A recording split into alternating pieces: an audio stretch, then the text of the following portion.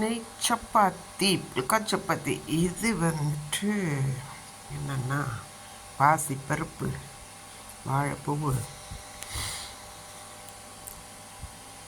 என்னென்ன காய்பட்டை, மாங்காய், தக்காளி, வெங்காயம், அப்புறம் வந்துட்டு பீர்க்கங்காய், அப்புறம்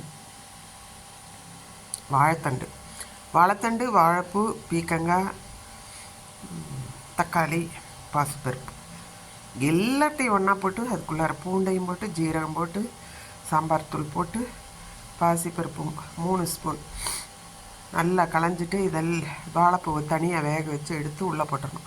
வாழைத்தண்டும் பீர்க்கங்காயும் அப்படியே போட்டுக்கலாம்.